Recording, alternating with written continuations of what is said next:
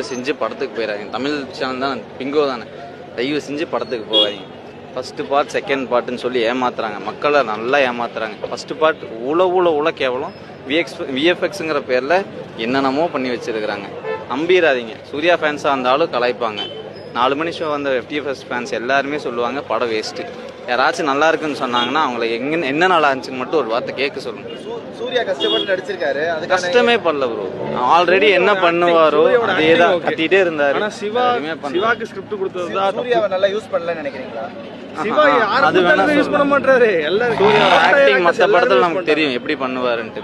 But இந்த படத்துல கத்துங்க, சும்மா எப்படி வேணா நடிங்க, ஓவர் ஆக்ட் பண்ணுங்கன்னு மாதிரி தான் இருந்துச்சு.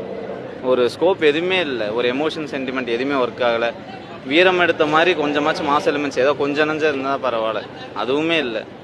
படம் ஓவராலா ஃபிளாஷ்பேக் போர்ஷன் வருது, கரண்ட் போர்ஷன் இருக்கு, எதுவுமே ரெண்டுமே அது மேட்சிங்காவே இல்ல ப்ரோ. மேட்சிங்கே கிடையாது. கொஞ்சம் சீன்ஸ் வந்து கேதர் பண்ணி வச்சிருப்பாங்க. பார்க்காதீங்க, தயவு செஞ்சு படம் பார்க்காதீங்க. ஓடிடியில் வந்து அதில் சிவாக்கு யாரை கொடுத்தாலுமே அவருக்கு யூஸ் பண்ண தெரியல ப்ரோ. சென்டிமெண்ட் வேணும்னே இந்த படத்துல திணிச்ச மாதிரி இருக்கு.